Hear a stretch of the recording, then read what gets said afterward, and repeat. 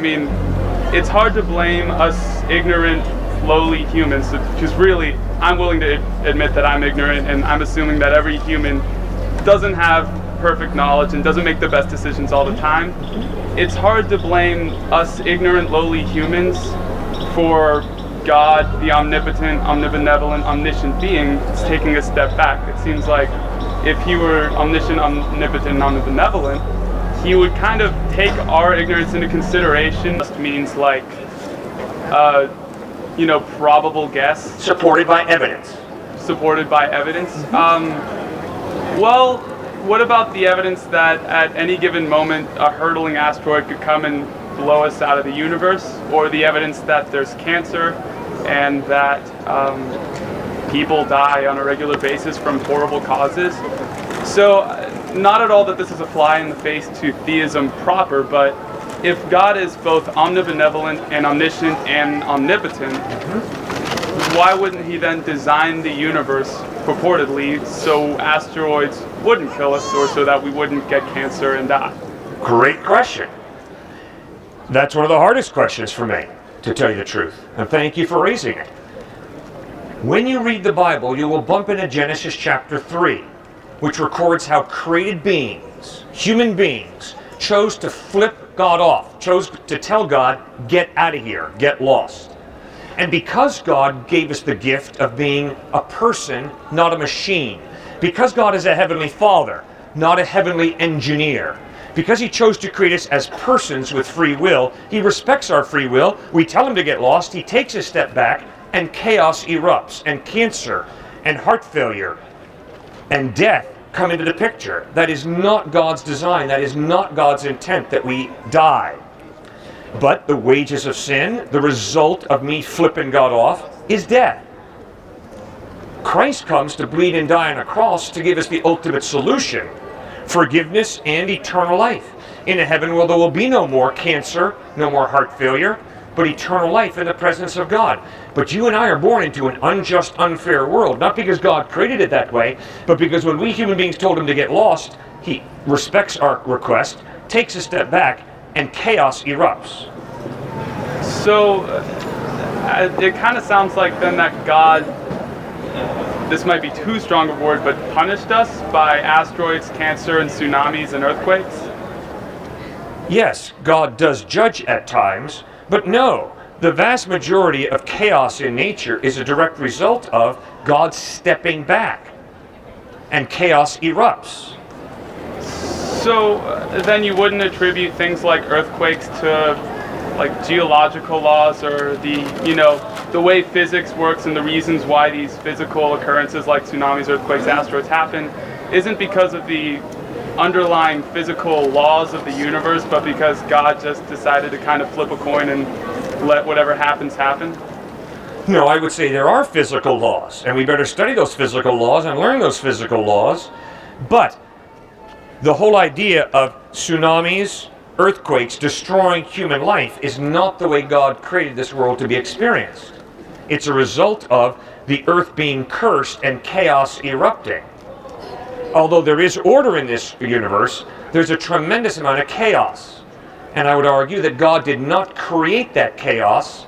God created order, but as a result of us human beings rebelling against him and him stepping back and beginning to vacate the premises a bit, chaos erupts. I guess I'm just a little confused as to how, given, granted, that biblical, historical analysis aside, I'll just leave that aside, but it really does seem like, it's hard to blame us ignorant, lowly humans, because really, I'm willing to admit that I'm ignorant, and I'm assuming that every human doesn't have perfect knowledge and doesn't make the best decisions all the time. It's hard to blame us ignorant, lowly humans for God, the omnipotent, omnibenevolent, omniscient being, is taking a step back. It seems like if he were omniscient, omnipotent, and omnibenevolent, he would kind of take our ignorance into consideration and then keep the world design, saying like, sorry guys, but it seems like there's a disjunct. Absolutely correct.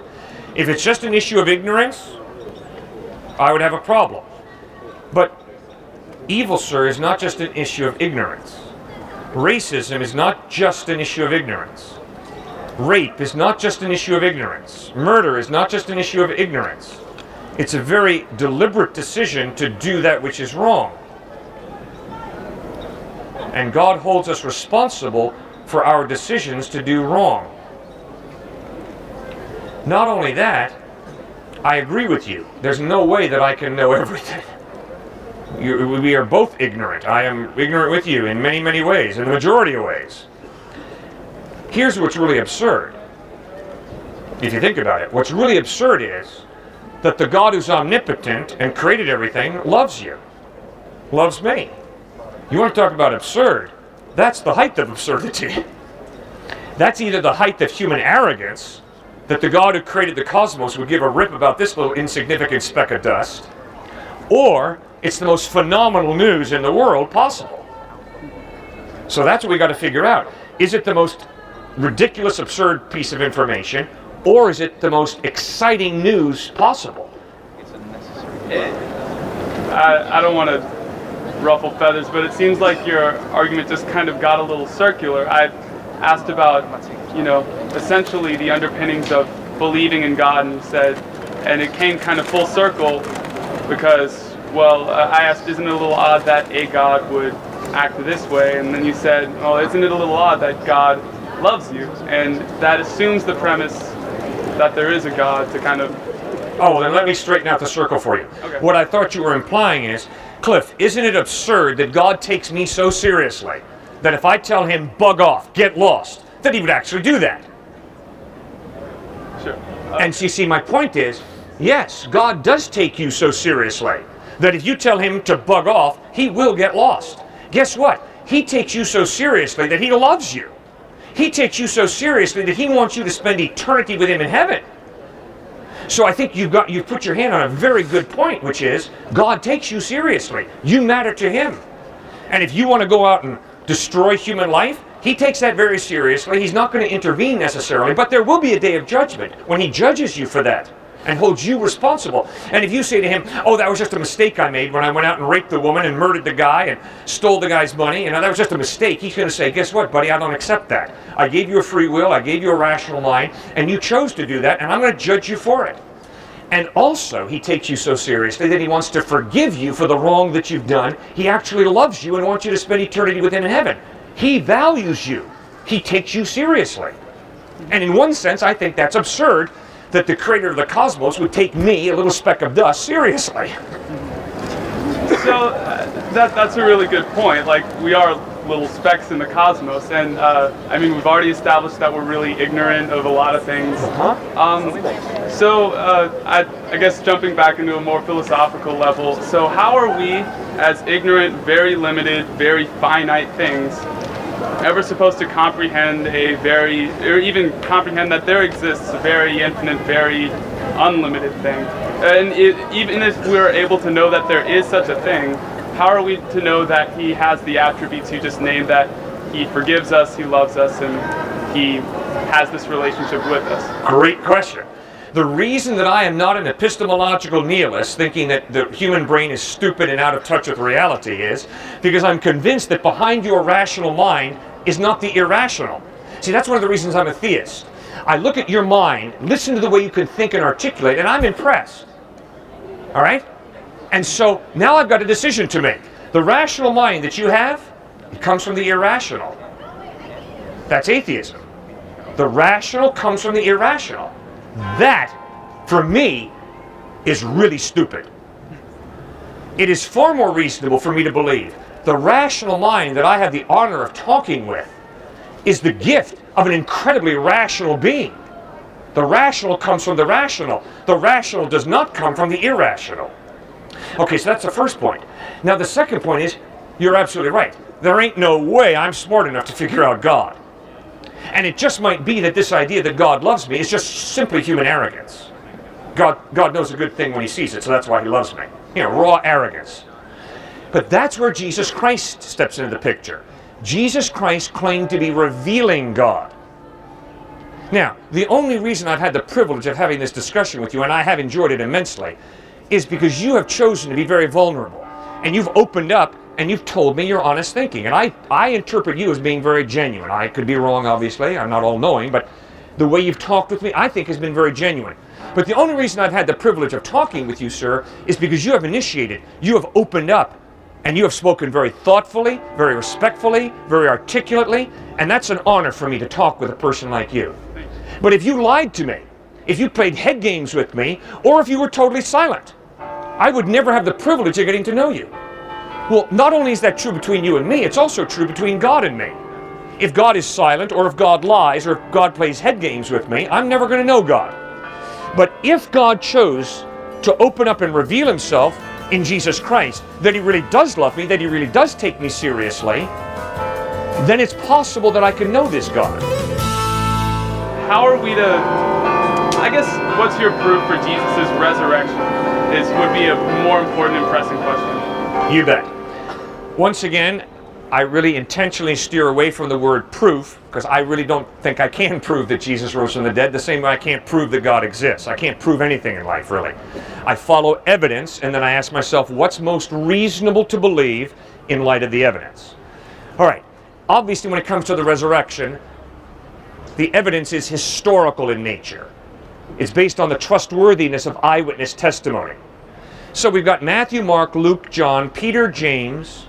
We have Paul writing in 1 Corinthians chapter 15 that over 500 people saw Jesus risen from the dead. The historical record is he was arrested, put through a mockery of a trial, nailed to a wooden crossbeam. A Roman soldier jams a spear into the side of Christ. Watery serum separate from clotted blood flows from the side. Medical sign of death. Separation of the watery serum from the clotted blood. They take his body off the cross, they put it in a tomb, they roll a stone in front of the tomb to make sure there's no hanky-panky, no Passover plot, no stealing of the dead body. His disciples are not a bunch of glassy-eyed, mesmerized believers. I love the way the Gospels describe the apostles as Christ deniers, Christ betrayers, Christ deserters. They were not true believers.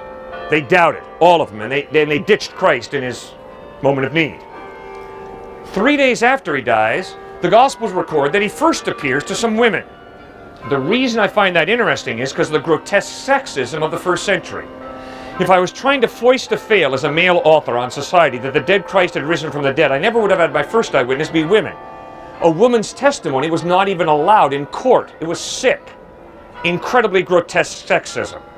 But the Gospels have the ring of authenticity as Christ first appears, risen from the dead, to a grief-torn woman named Mary Magdalene.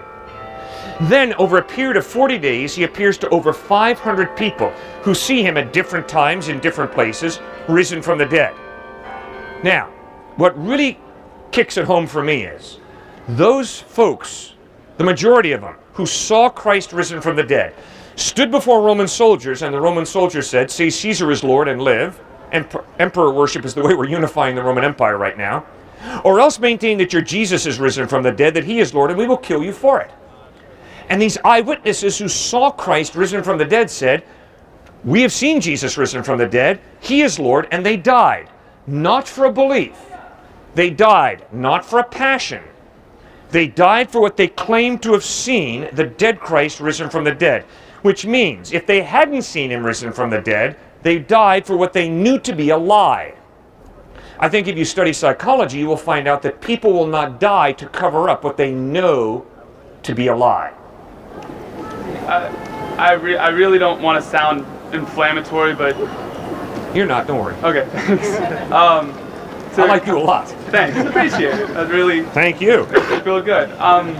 So it seems intellectually prudent to ask the question. I mean, it's essentially historical and testimonial evidence for the resurrection of Christ. So, I mean, I don't want to ruffle feathers. I really don't. But what is the evidence that the first century Christians weren't simply a cult? And we've seen in our own century, cults do horrendous things on false beliefs. Great point.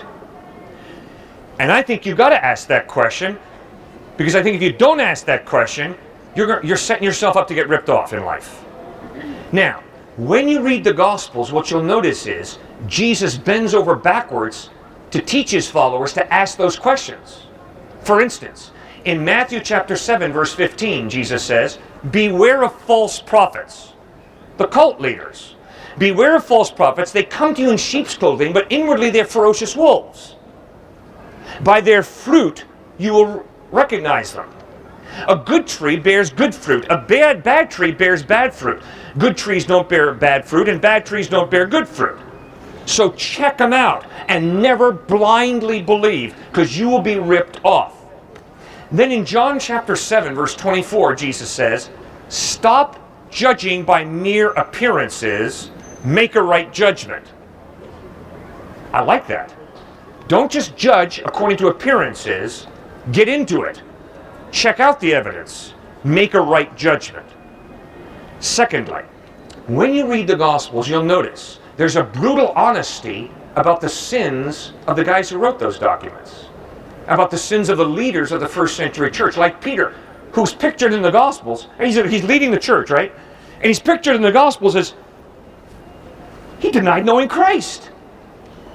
I am so glad that that kind of honesty and vulnerability is in the Gospels, because it clearly shows me that these are not written by people who say, oh, you know me, I got it all together, you know, and maybe you'll be fortunate one day to get it together the way I did.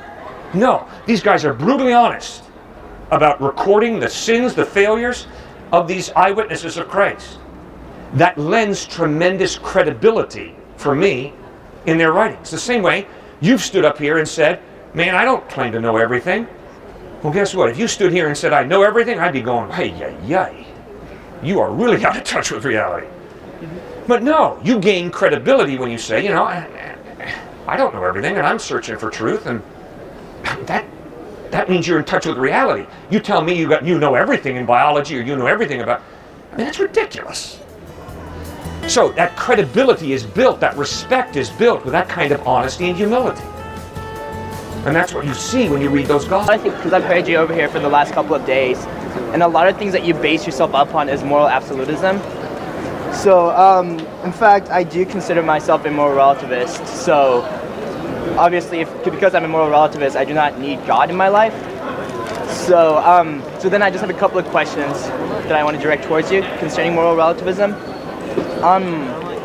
Okay, you say morality is absolute, but my first question to you is, and one of the favorite examples that you like to use is there a time when the rape of a woman is acceptable? Well, my answer to that would be, well, not more than a couple of centuries ago, raping of a woman was considered to be spoils of war, which meant that until somebody stood up and said, hey, we should not do this anymore, raping of a woman for spoils of war was considered an acceptable practice. So my question to you is if morality is absolute, then why does it change? Great question. When I say that there are a few moral absolutes, I am not saying that everybody follows those absolutes. Obviously, God has given us a free will, which means that obviously we can rationalize evil, or we can accept our society's definition that rape is okay as a spoil of war, or slavery is okay because it greases the economic wheels of our culture. But that doesn't change the fact that we have consciences that tie us into objective morals.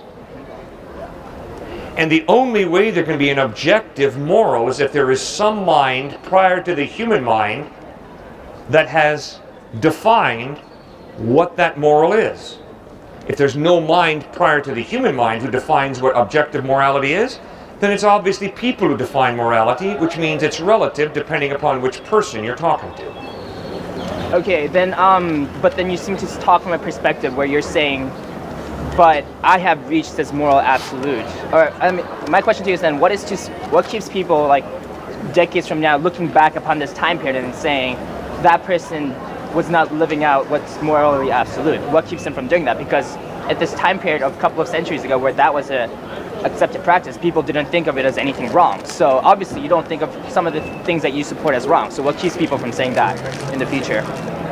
Okay, I am convinced that just because I don't think something's wrong does not make it wrong. In other words, I'm convinced that I don't create reality. The challenge for me is to get in touch with reality. Let's say that I think that racism is good. That doesn't make racism good, just because I think that. My thoughts can be wrong.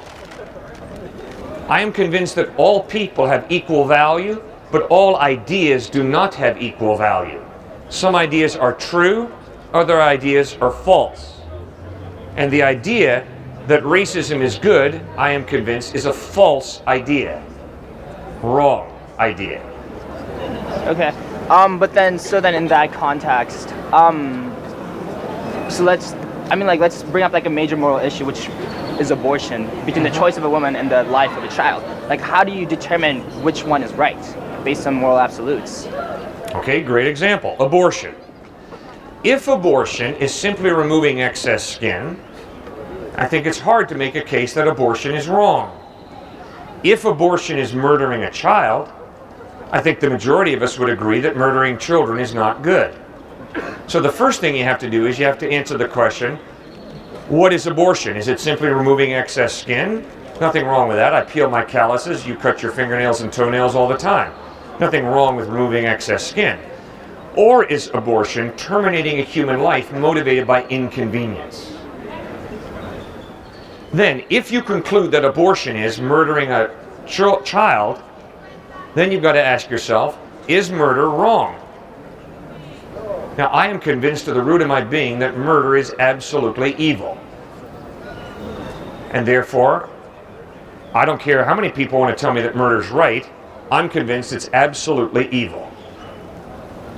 So that's how I think through that. Does that make any sense? Okay, sure. But I'm still kind of not convinced that there are absolute morals. So, because the idea of God fails when there is no absolute morals. So, how can you convince me that there's absolute morals? All right. The way that I reach the point of being convinced that they're absolute morals is to try and live out moral relativism. Okay. If you believe that morality is relative, live it out. Okay. Which means, when someone steals your money, Right.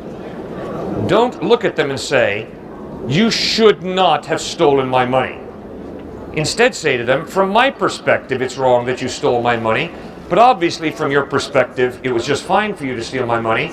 I'm not absolutely right, you're not absolutely wrong. It's all relative. Get married. And when your wife looks you in the face and says something very cutting, very mean, don't look at her and say, you know, that was really mean. Instead say, well, from my perspective, that was not a very nice thing to say, but I realize that it's all relative, and therefore, what will be, will be. I'm going to disagree with that because I don't think relativism as a laws of moral is a call to action. More or less, I think it's more of like a sense of awareness where you say people have different moral values. However, that does not necessarily mean I have to stand up, like that I have to defend other people's moral views. If my moral views conflict with other people's moral views, I can still very much say I don't agree with you, and I'm going to act in a way that I don't agree with you. That doesn't mean relativism is wrong. It's just saying I disagree with you. Sure, I agree. I'm right with you. You're right. A moral relativist can look at someone else and say, I don't agree with you. But what a moral relativist cannot say is, what you say is really absolutely wrong. Right. Instead, a moral relativist has to acknowledge, whatever my position is regarding murder, child molestation, and rape, the opposite position of whatever it is I hold is equally valid. The opposite is equally valid, because it's all relative. Right. But that doesn't mean I have to stand up for it. Like, I could still say it's equally valid, but since it disagrees with my own, I'm going to fight for my own values. And that does not necessarily mean my morals are absolute. I'm just fighting for what I believe in. Yeah, well, why would you fight for a relative moral? Well, my own morals. I'm not fighting for relative morals. I'm fighting for my own morals. Yeah, but if you believe that your own morals are relative, why would you want to fight for them? Because things that I consider immoral are not beneficial to me. They cause me pain and they cause me suffering, so I'm obviously going to try to defend myself for self-preservation. Yeah, but obviously morality goes beyond just self-preservation. Obviously, if your wife is mean to you, it's not going to destroy you, okay? You're still going to live. All right, so why on earth would you confront your wife with, that is not a good way to have a relationship. To speak to each other in such a demeaning, degrading way is not very good. So why would you try and push that? Isn't that rather arrogant? Sure. So, I mean, if you honestly believe that all morality is relative, then someone might make a mistake in murdering somebody, but it's just a mistake. Now, maybe you want to imprison those people who make mistakes, but it's all relative, so it's not something you should be getting too upset about. Well, I mean, like if I value human life and if that's my own morals, and if somebody murders somebody that I value, that's obviously going to affect me and causing me to act in a way. Yeah, but why do you value human life? What's the basis of the value of human life? Because I'm choosing to value them. Good. So you're choosing to value human life, and I'm choosing to help the communist dream come about.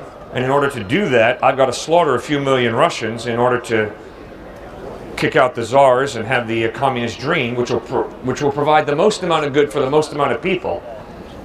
So that's my trip. I'm not right, you're not right, I'm not wrong, you're not wrong. It's all relative from your worldview. Right, but I can still fight for what I believe. That doesn't mean I have to stand up for what you're doing just because it's relative. Well, yeah, you can fight for what you believe, or you can just lie down. It really doesn't matter. Okay, but I'm still going to choose to fight. So then how, like, if I still choose to fight for what I believe, and like thus I overcome whatever you believe, then like does what I believe become morally absolute, or does it like? No, it doesn't become morally absolute. That's a great point. So you and I disagree morally, and we go to war. Okay. And one of us wins, and the other one dies. So now the question is morality defined by power? You've won, I'm dead. So does that mean that right and justice are defined by who wins the war? If the Nazis would have won World War II, would that make anti-Semitism good and right? I mean, from their perspective, there was nothing wrong with it. From my perspective, there is something wrong with it. So, I mean, we're still just disagreeing. Exactly. But the question is there, when we say that anti-Semitism is wrong, is that just a biased perspective? Or are we tying into reality that anti-Semitism really is absolutely wrong? I think it's a biased perspective. Exactly. That's what the position of relativist is. You think it's a biased perspective. I don't think you really can live that out. Let's say you have a little child, and let's say that someone abuses that child. I don't think you're going to be willing to say, well, from my perspective that's wrong, but I'm only relatively correct, so I understand that it might be right what you did when you abused my child. I think you're going to act as if the abuse of my child was absolutely evil and perverted, and I'm going to go after you with everything I can. I mean, like, I'm still realizing that person's moral values said that there's nothing wrong with raping a child, but since it contradicted my own moral views, and since it was my child, thus I'm going to go with everything I have against it. It's not because I'm saying what I believe is absolute. It's saying what I believe and what you believe conflict each other, and you cause me an inconvenience. So thus I'm going to go after you. Right.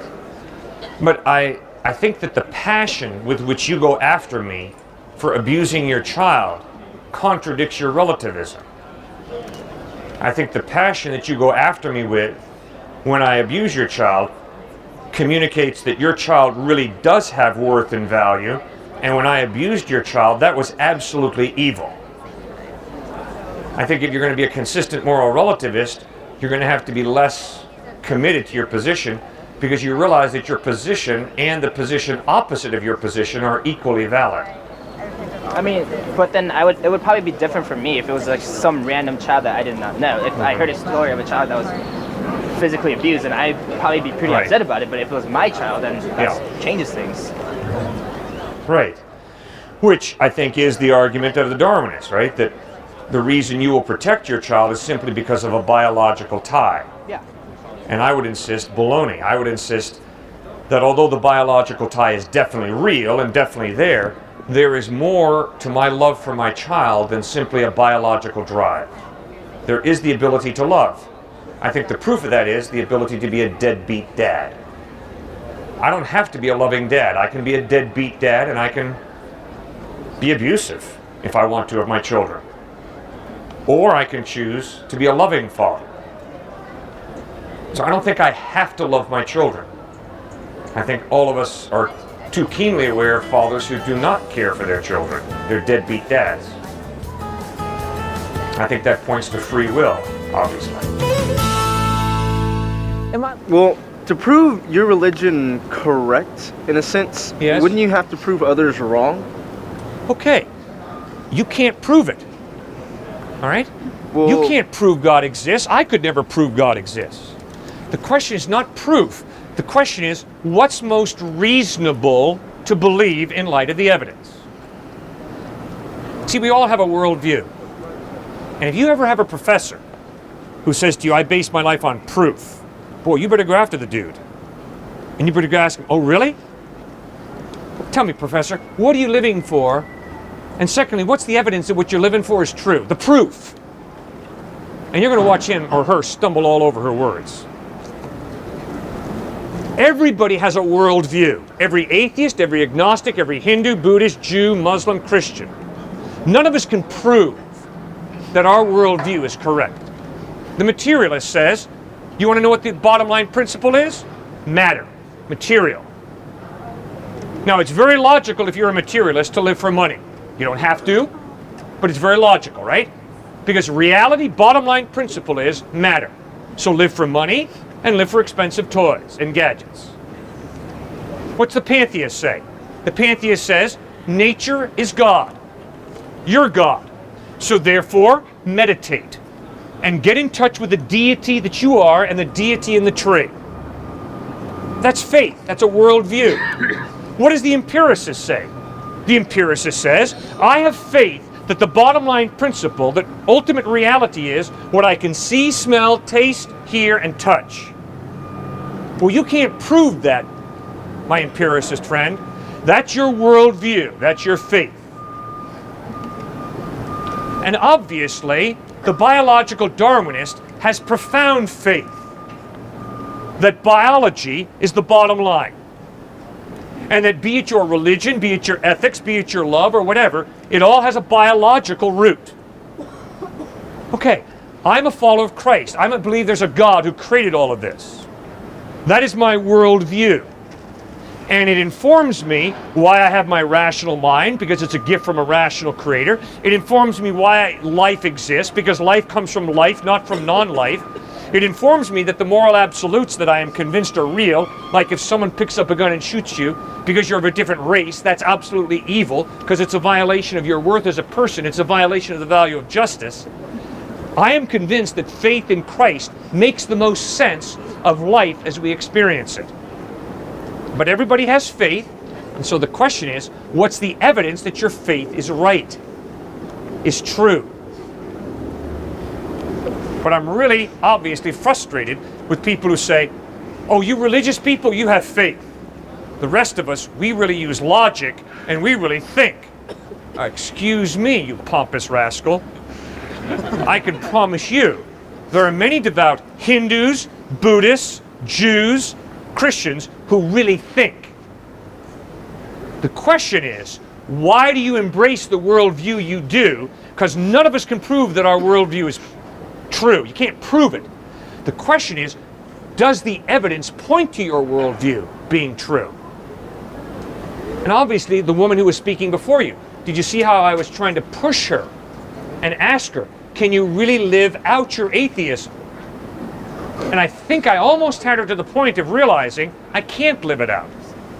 Because when I was really hurt by that person, I obviously don't know how she was hurt, but when she was being hurt by that warped person, she wasn't lapsing back into her relativism saying, maybe this is okay. From my perspective, it's wrong, but from his perspective, it's all right. So, it's maybe okay. No. She was holding to, this is really, really wrong. Well, that's not the position of a relativist. The position of a relativist is, nothing's really wrong. It's subjectively wrong, and my opinion is it's wrong, but your opinion is right, and I'm not right and you're not wrong. It's all relative. So you can't live that out. So if you can't live out your worldview, you better go back and be really skeptical about whether your worldview is correct. Does that make sense? Perfect sense.